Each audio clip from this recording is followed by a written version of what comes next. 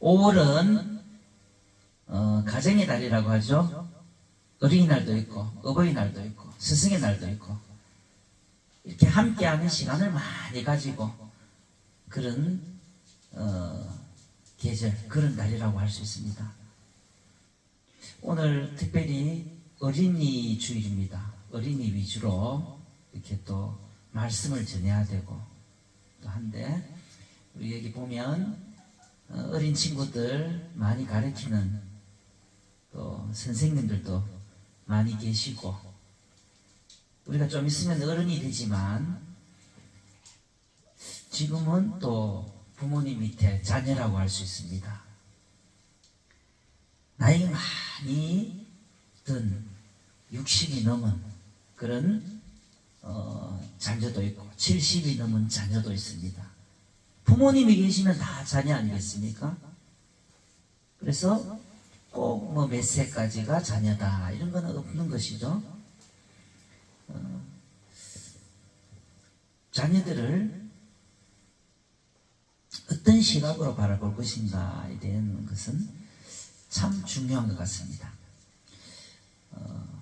철학자면서 시인인 칼릴 지브라는 자녀들에 대해서 이렇게 말했어요. 그대의 아이들이 그대의 자녀가 아니다. 아이들에게 그대들의 사랑은 주되 생각까지 주려고는 하지 말라. 왜냐하면 아이들은 그들 자신만의 사명을 가지고 태어났기 때문이다 라고 했습니다. 우리 옛날에 학교 다닐 때 보면 국민교육 현장 막 외워라 그래가지고 나는 이 땅에 무슨 역사적 사명을 띠고 이 땅에 태어났다. 민족 중흥의 번영과학 하면서 외우는 그런 게 있습니다. 외우는데 되게 긴 건데도 외워가지고 있으니까 아직까지도 입에 맴돌아요. 그 역사적 사명을 태어나듯이 우리 자녀들도 한 명 한 명이 다 나이가 많든 작든 다 어떤 사명을, 자신만의 사명을 가지고 태어났다는 것이죠. 나중에 어린아이들이 유명한 경제 기업가가 될 수도 있는 거고 과학자가 될 수도 있는 거고 어떤 유명한 인물, 대통령이 나올 수도 있는 것이고, 부모들은 어떤 역할을 해야 되냐. 이 관역으로 치면 우리가 활이라고 할 수 있죠. 부모는 활이에요. 활.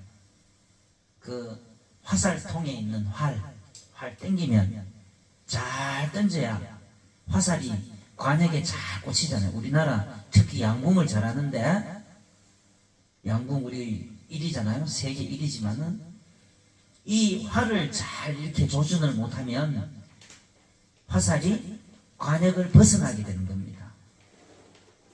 부모는 활이라고 볼 수 있어요. 자녀는 화살인 것이죠. 활을 이 시위를 잘 당기지 못하면 화살은 관역을 벗어나서 어디로 날아갈지 모르는 그런 위험한 상태에, 그런 화살 자체가 위험한 무기가 될 수 있는 것이죠. 자녀들은 부모의 소유물이라든지 부속품이 아니에요. 시편 127편 3절 말씀에 보면 자식들은 여호와의 기업이요 태의 열매는 성공이다. 태의 열매는 상급이다 라고 했습니다. 그러니까 자녀는 여호와의 기업, 내 것이 아니고 자녀는 여호와의 기업이면서 상급이라고 했습니다. 그래서 하나님께서 이 자녀들을 어디에, 어떤 적세적소의 자리에 쓸지 모르기 때문에 소중히 여기고 존중해 줘야 되는 것입니다. 오늘 본문 말씀에 보면 에베소 이 교회에 바울 선생님께서 편지를 쓴 내용이에요. 서신서입니다. 근데 자녀들을 어떻게 가르치라, 어떻게 교육을 시켜야 되는지 나옵니다. 그 앞에 말씀 보면 1절에 3절은 자녀가 부모한테 어떻게 해야 되냐에 대해서 나옵니다. 어떻게 해야 되냐? 내 부모를 공경하라. 이것이 내가 잘되고 땅에서 장수하는 그 비결이다 라고 했습니다. 오늘 4절 말씀은 부모가 자녀한테 어떻게 대해야 되는지, 부모를 대하는 자녀의 어떤 자세가 어떻게 해야 된다고 해야 될까요? 그런 어떤 대하는 태도가 어떻게 돼야 된다고 할까요? 그런 내용이 납니다. 본문 보면 자녀들을 노엽게 하지 말라라고 나옵니다. 노엽게 하지 말라. 뭐 쉽게 이야기하면 화나게 하지 마라, 열받게 하지 마라, 이런 뜻입니다. 우리 노엽게 하는 그 네 가지가 있어요. 부모가, 이 자녀들이 다 성장한 세대, 응? 부모가 성장한 세대, 즉 지나간 세대, 우리 부모 세대에 자꾸 맞추라고 하면 자녀들이 화가 나는 거예요. 노엽게 되는 겁니다. 그러니까 억지로 우리가 뭐 옛날에 나는 뭐 라면 먹고 자랐니, 뭐 우리는 막 어렵게 살았다, 뭐 학교 다닐 때 책가방도 없이 보자기에 뭐 책 이런 거 찍고 쌌는데 요즘 얼마나 좋은 세월인데 너는 이런 거에 대해서 불만을 가지고, 우리 옛날에 나이키 메이크 신발도 못 사 신었어. 요즘은 다 나이키 아니 뭐 아디다스 신고 하잖아요. 근데 옷 한 벌도 우리가 제대로 못 사 입고, 나는 쌍둥이래 가지고 엄마가 장에 가서 한 번은 이 티를 사왔어요. 티를 그 파란색 티 비슷한 걸 사는데 한 개는 메이커 사왔어요. 사보레인가? 그 당시에 메이커가 사보레라고 있어요. 사보레. 그거 참 딱 봐도 그거 좋아 보이더라고, 메이커 해가지고. 근데 한 개는 시장표야. 그 들고 왔으니까 내 동생하고 내하고 무조건 그 사보레, 응? 사보란지 모르겠습니다만 어쨌든 그 좋은 옷을, 그걸 서로 차지하기 위해서 옷이 막 찢어질 직전이에요. 막 싸웠다니까, 싸우고. 그 결국 어떻게 했냐면은 가위바위보로 해가지고 가위바위보 딱 했는데 제가 주먹을 내고 동생이 가위를 내서 제가 그 사보레 그 옷을 차지하게 됐어요. 입을 때마다 내 동생이 맨날 땡기는 거예요. 입고 싶다고 땡기는데 안 된다. 그 참 옷 한 벌 한 개 가지고도 그렇게 참 어렵게 살았다. 근데 요즘 세대들인데 우리 세대 이야기를 하면 자녀들이 화가 난다, 열받는다, 이런 거예요. 세대를 서로 이렇게 맞추라고 강요하면 안 된다는 거죠. 두 번째는 자녀들의 일상생활을 너무 통제하면 노엽게 됩니다. 우리 시간 되면 땡땡 울리는 개종시계 저처럼 몇 시에 나갔다가 몇 시까지 들어오라. 밥은 왜 늦게 먹느냐, 더디 먹느냐, 왜 자꾸 밥 먹어도 휴대폰 보냐, 응? 너 왜 그렇게 밤에 잠을 안 자고 밤새도록 뭐 하는지 모르겠다. 옷은 또 왜 그래 입고 다니냐, 왜 그러느냐, 신발은 왜 그런 거 신고 다니는지 이해를 못하겠다 등등, 막 이런 일상생활이 있는 거잖아요. 자녀들도 그 일상생활을 자꾸 통제를 하면 이 자녀들을 화나게 한다, 열받게 한다는 것이죠. 뭐 자기들 나름대로도 어떤 신고 싶은 신발이 있고 뭐 그런 게 있지 않겠습니까? 입고 싶은, 요즘은 뭐 우리 청년들도 그런 게 많이 있더라고요. 뭐 신발 어떤 뭐 그런 게 있거나 뭐 이런 게 있으면 뭐 200만 원짜리라도 돈을 모아가 탁 사더라고요. 딱 삼으로 내가 뭔가 만족감을 느끼는 뭐 그런 게 있더라고요. 보니까 제 딸도 그런 게 있던데, 나름대로 삶이 있고 그 어떤 추구하는 가치가 있고 뭐 어떤 그런 게 있지 않겠습니까? 즐기는 것이 있고, 그런 삶의 내용을 우리가 너무 디테일하게 간섭하면 안 된다는 것이죠.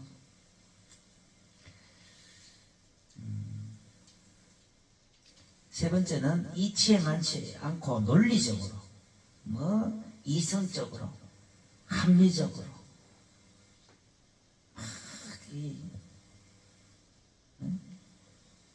뭐 분명히 맞지 않는데도 내한테 맞춰라고 막 우기고, 이렇게 하면 자녀들이 화가 난다. 그렇죠. 자녀들이 볼 때는 뭐 그런 거, 우리나라 특히 그런 거 강요하는 거, 부모 입장에서 강요하는 게 뭐냐면은 교육입니다. 교육. 원래 교육은 하느님 입장에서 봤을 때는 가정교육이에요. 가정교육. 자녀는 우리 속담에도 그런 게 있잖아요. 안에서 새는 바가지 밖에 나도 샌다. 부모한테 말 안 듣는 자녀가 밖에 나가 사고 안 치겠습니까? 가정교육이 최고 중요합니다. 근데 우리 자녀들을 가정에서 교육을 시킵니까 요즘? 다 학원 보내서 부모보다 정말 바쁜 시간을 보내고 일상을 보내지 않습니까? 우리가 인생 살아가는 부모 입장에서는 인생 경륜만 길지, 자녀들이 모든 면에서 요즘 애들이 머리도 뛰어나고 사고방식이나 지식이나 거의 최고를 추구합니다. 근데 우리가 봤을 때 그냥 그런 게, 우리가 봤을 때 그게 뭐 내 인태 안 맞다, 내 기준이 안 맞다, 그런 거죠. 요즘 애들은 옛날 뭐 우리 부모 세대보다는 어떤 나이가 많이 드신 자녀분들도 있잖아요. 근데 부모님 살아계신 다 자녀입니다. 그렇지만 부모님보다가 자녀가 항상 더 많이 배우는 그런 거 아닙니까? 우리나라 잘 살게 되다 보니까 요즘 뭐 20, 30대 젊은 자녀들, 요즘 초등학교 들어가는 애들은 천재 같아요. 다 보면은 다 아인슈타인 같아요. 아인슈타인 우유를 많이 먹어서 가는지. 옛날 우유도 못 먹고 자랐는데 우리는 되게 똑똑한 것 같이 전부 다 막 비상한 머리를 가지고 있고 천재처럼 보입니다. 우린 옛날 학교도 공부도 제대로 평균적으로 요즘 자녀 세대에 비하면 훨씬 못 나왔잖아요. 그래도 부모가 이래라 저래라 간섭한다는 것이 일일이 하나에서 열까지 분명히 그게 이성적으로 뭐 합리적으로 지적으로 생각해도 안 맞는데 강요하면은 자녀가 열받는다. 노엽게 하지 말라는 겁니다. 마지막으로 일관성이 없는 삶. 자녀들 앞에서 부모가 뭔가 편안한 모습, 행복한 모습을 보여줘야 되는데 내 지 뜯고 싸우고 내 담배 피우고 줄담배 피우고 술 마시고 하면서 자녀들한테는 니는 하면 안 된다. 니 술 먹지 마라. 술 먹으면 안 된다. 담배도 피우지 마라. 부모는 내 고주망태가 돼가지고 초등학교 3학년 그 시험에 그런 게 나왔다 하잖아요. 사자성어라고 해야 되나? 네 글자. 사자성어 이 나왔는데 밤에 술 먹고 고래고래 노래 부르고 이 동네 다니는 그걸 네 글자로 뭐라고 했냐고 하니까 마지막에 가짜야, 가짜. 근데 미쳤는가? 왜 그런가? 돌았는가? 뭐 이렇게 답이 쭉 나는데 좀 특이한 답이 하나 나왔어요. 아빠인가?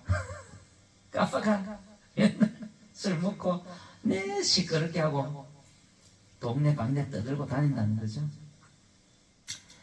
엄마라 하는 사람이 맨날 아줌마들하고 나가면 시장 바닥에서 싸우고 싸움질이 나고 소리 깍깍 지르고 이렇게 하면 안 된다는 거죠. 절대로 남과 싸우고 이렇게 하면 짜증이 나고 자녀들 스트레스 받게 하고 노엽게 한다는 겁니다.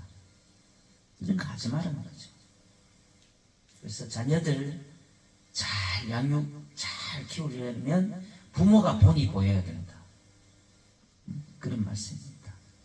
그 다음에는 주의 교양과 훈계로 양육하라고 했습니다. 이 양육이란 뜻이 뭐냐?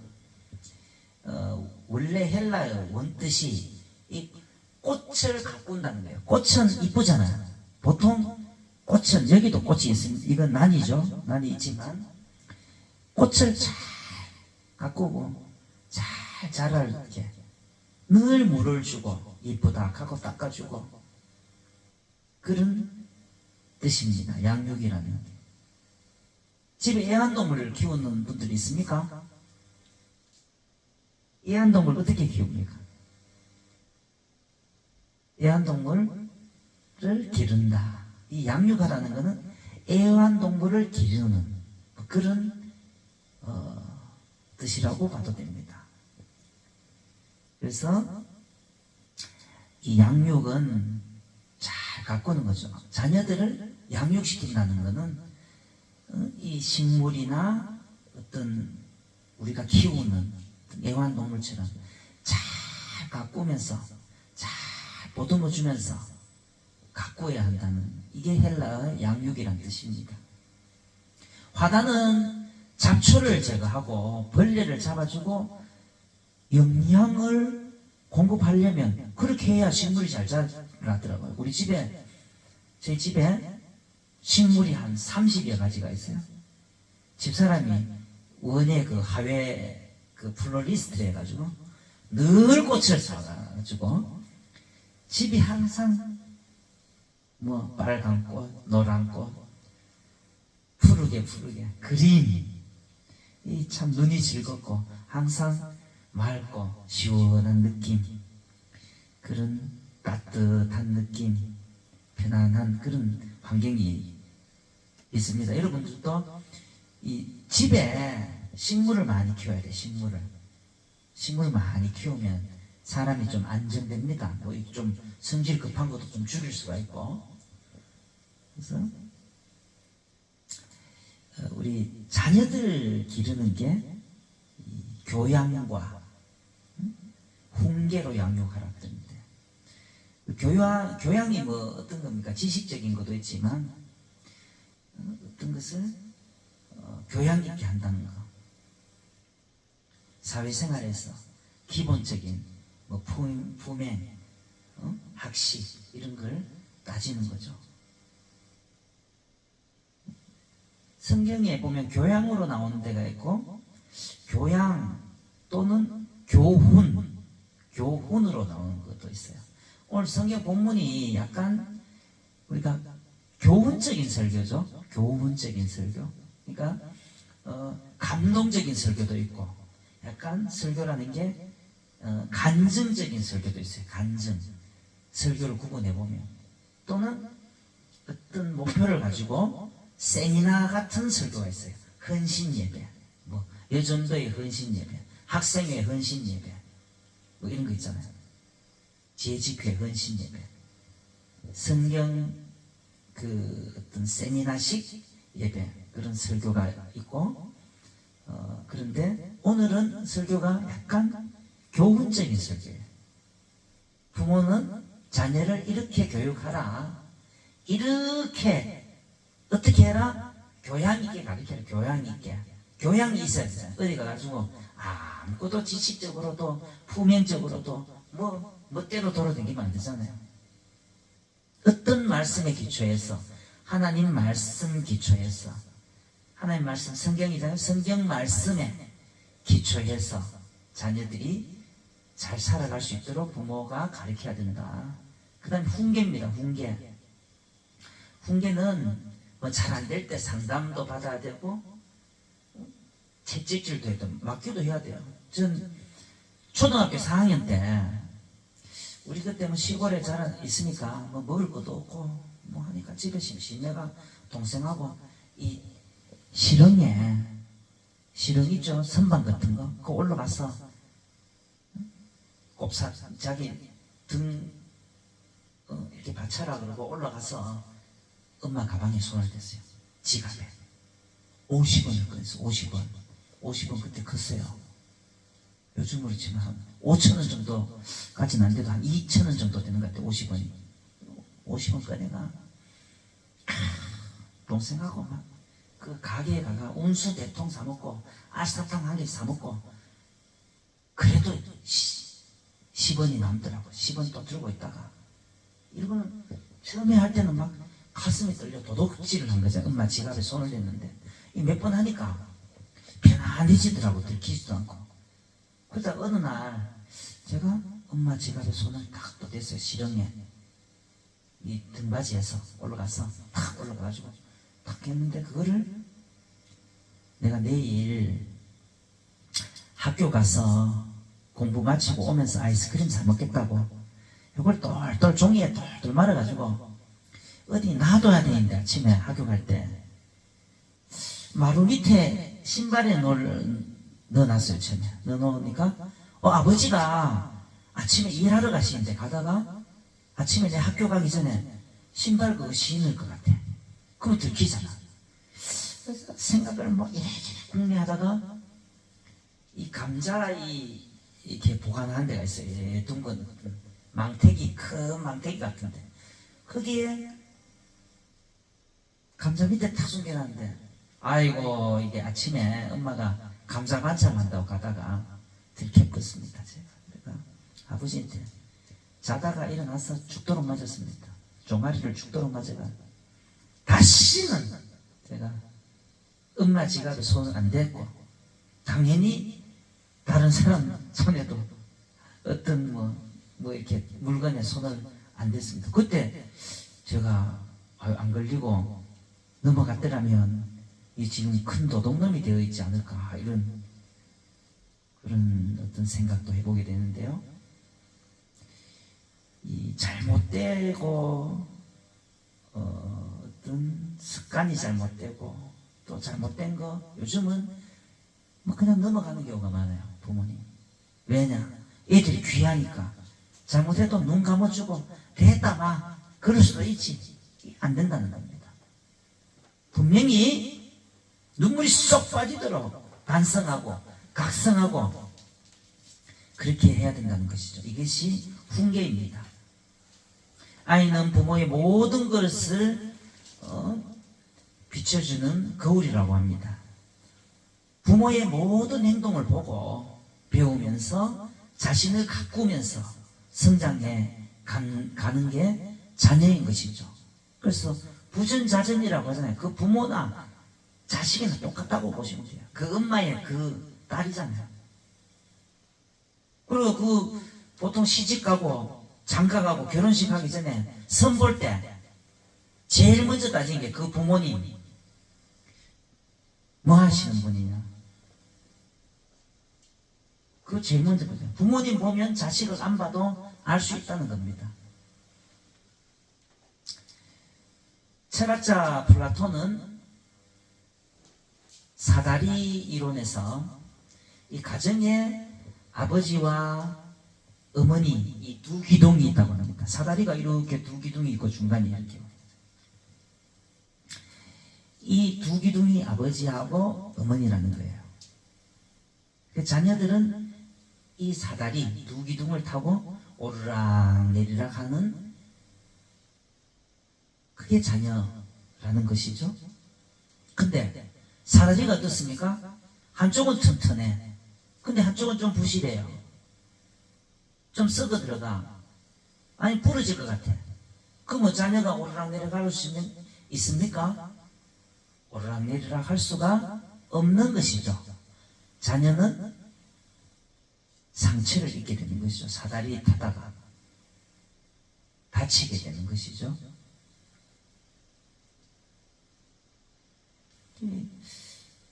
이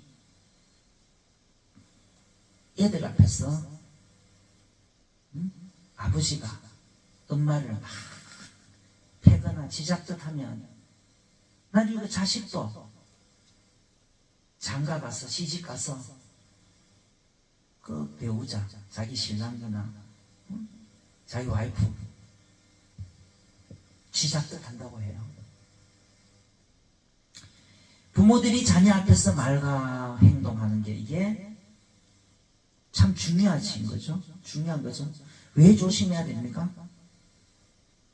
가정에 부모님이 자녀에게는 스승이 되는 거예요. 스승. 첫 번째 스승. 애들 태어날 때 제일 먼저 엄마 아빠 보잖아요. 엄마 아빠. 엄마 아빠 가르쳐 주는 대로 살아갔단 말이에요. 지금까지. 나이 많이 먹어도 부모님이 이 훈계를 잘 못하고 키우면 훈련 똑바로 못 시키면 애어른이에요. 애어른. 나이 많이 제가 아는 형님 중에 아직까지도 엄마한테 돈 타서 용돈 받아서 쓰시는 분이 있는데 한번 가면 100만 원도 받아오고 50만 원도 받아오고 뭐 많이 받을 때는 또 뭐 300만 500만 원도 받아오더라면 아직까지 엄마가 90이 넘었어요. 90이 넘었는데 아직까지 엄마한테 손 벌리고 사는 70 다 돼가는 그 제가 아는 분도 있습니다. 애가 아직까지 어른이 안 된 거죠. 성장을 못한 거예요. 왜? 부모가 잘못 키운 거예요. 부모가 독립을 해야 돼요. 독립을 해야 되는데 그 부모는 어릴 때부터 이 오냐오냐 애가 키워서 그런 거예요. 한 번씩 잘못할 때는 내 밑에 뭐 귀한 자식이라도 잘 성장하게 하기 위해서는 훈계도 하고 잔소리도 하고 야단도 치고 그렇게 해야 됩니다. 우리 2차 스승은 교회 학교, 우리 교회도 애들이 오잖아요. 이 선생님들이 그 부서의 선생님들이 2차 스승입니다. 그래서 하나님 말씀대로 신앙생활 지도 잘하고 하나님 말씀대로 잘 키우고 그렇게 모범을 보여야 되는 것이죠.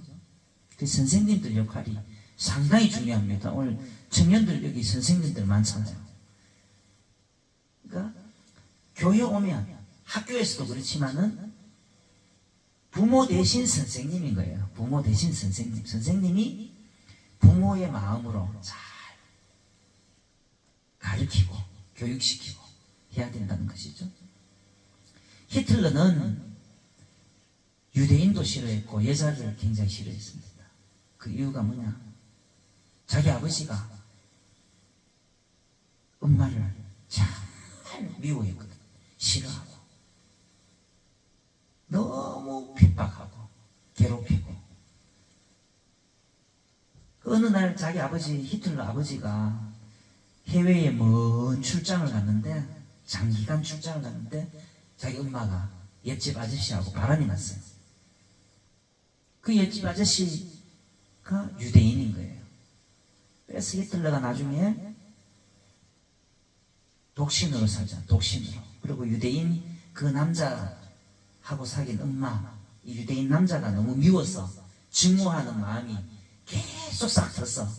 나중에 유대인은 이 지구상에서 다 완전 씨를 말려야 된다고 600만 명이나 유대인을 학살하게 됩니다. 그게 부모 교육 때문에 그렇습니다. 그리고 본인은 평생을 여자 없이 여자도 싫은 거니까 자기 엄마가 싫으니까 여자 싫은 거야. 여자는 제일 미워하는 게 여자하고 유대인이었다고 합니다.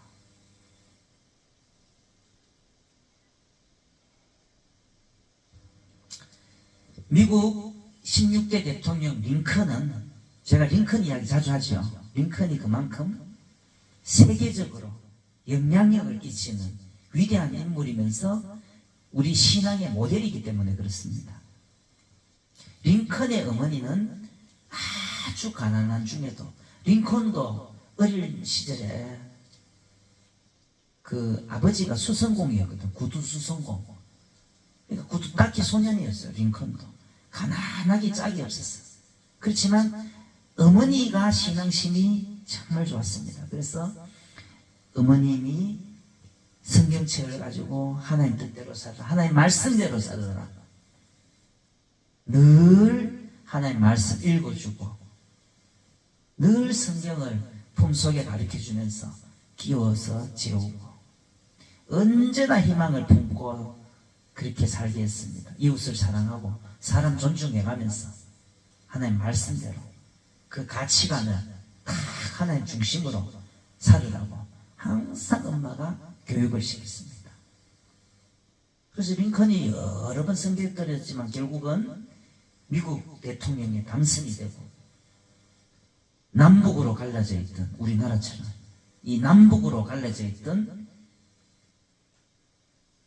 미국을 통일하게 되고, 링컨이 통일했잖아요. 남북전쟁 그 하면서 노예도 해방시켜주고, 어머니로부터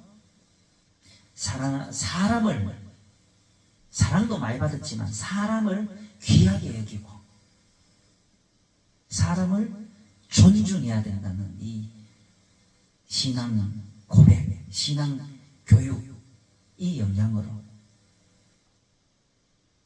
정말 훌륭한 대통령이 된 것입니다. 우리 자녀들은, 어린 아이들은 또 지금 학교에 들어가지 않는 더 지금 애기 같은 애들은 다 백지 상태. 부모들이 어떤 그림을 그리느냐에 따라서 이 자녀의 장래가 결정이 되는 것입니다.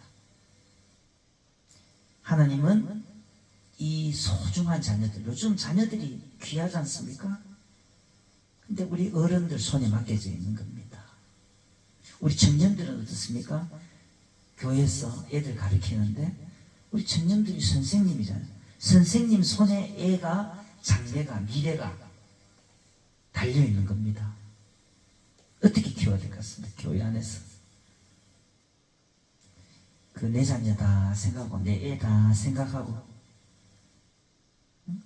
교훈과 훈계로 하나님 말씀대로 양육하고, 그래서 하나님이 쓰신 사람, 하나님이 기뻐하신 사람, 세상을 변화시키는 사람, 이 나라의 지도자, 세계의 지도자,